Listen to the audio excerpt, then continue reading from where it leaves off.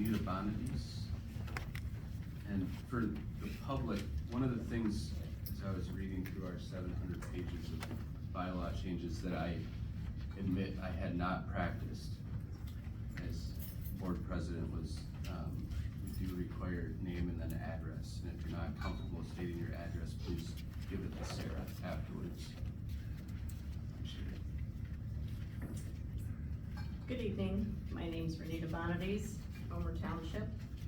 After the closed session on August 19th board meeting, Joe and I came back in for final comments. There was the comment, which President Roush referred to, that said committees are posted on our website for each of the dates and times when we do meet, and those are open meetings. I sent an email and requested a copy of the posted meeting schedule. I never received that document. Rather, I received an email from President Roush, which basically summarized what he said at the beginning of this meeting, that he had mistakenly and needed further clarification. And that they did have a practice of posting when subcommittees do meet, and the need of an open meeting will continue. But how would the public know if it becomes an open meeting other than seeing a printing on the building? Because we don't all walk past the entrance to this building to know if there's a public meeting from one of these posted meetings that shifts.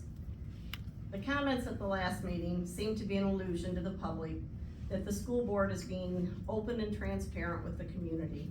If there is nothing to hide from the public and the community, and the district is being as transparent as they want the community to believe, why aren't these meetings open to the public? And by the way, Joe and I did go to the FFO meeting on last Monday, and we were called aside by the superintendent, who told us that we were not allowed to be at the meeting.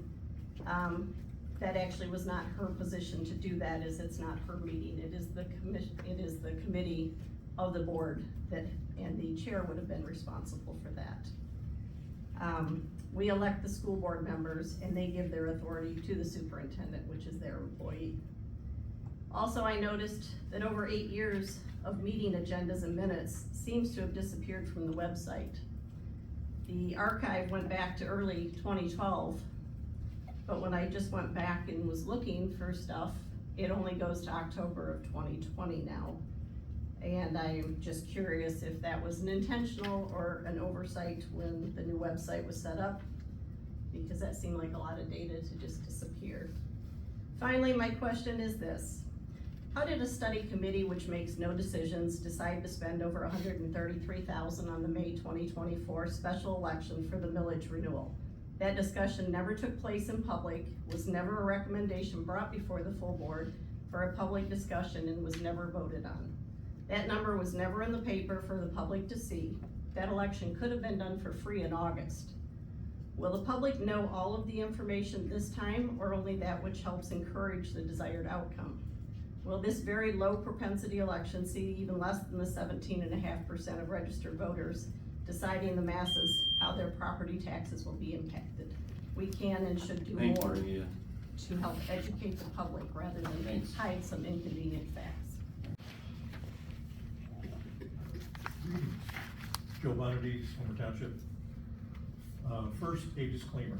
I am not a bond expert, but I do algebra fairly often, so I would like to go over some facts and some projections for the 2025 bond adventure.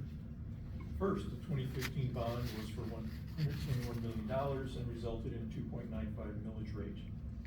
Less than 1 in 5 registered voters inflicted this cost on the entire district, and yes, landlords do pass that on to their tenants. So $100,000 taxable value costs you $295 a year. I was not able to find the interest rate for the 2015 bond.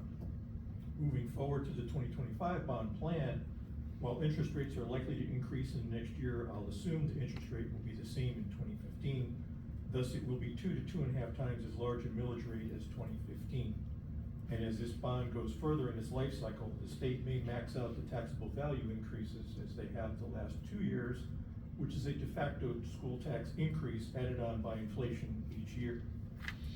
Additionally, higher interest rates on the bonds later in the term will mean that there will be less capital available for projects with a fixed millage rate. And finally, a lot of people in this county do not have income keeping up with inflation. Thanks to these joyful facts, yet again, we will find this bond vote in a single issue election, probably in May, which will again suppress the vote. Hopefully I'm wrong and the public will actually show up this time. So the ask from this dose of malinformation, i.e. that which is true but inconvenient. 1, what is the anticipated interest rate profile for this bond, optimistic and pessimistic versions, please? 2, what is the resulting millage rate from these different versions across the $200 to $300 range? And 3, based on the few early comments on input requested for the bond plan, you're going to ask for a lot of feedback to shape this. Based on the poor showings for superintendent search meetings, the front-end communication needs to improve. Unlike the superintendent search, all property taxpayers will be directly impacted by this. Finally, the 2023-24 school report just came out. Congratulations. MPS eked out over at a level of half the school third graders can read at grade level, moving from 48.3 to 50.3 in the last school year. Your frequent talking point is, we're one of the best in the state. But adding to that missing context, Michigan is in the bottom 10 states. Thank you.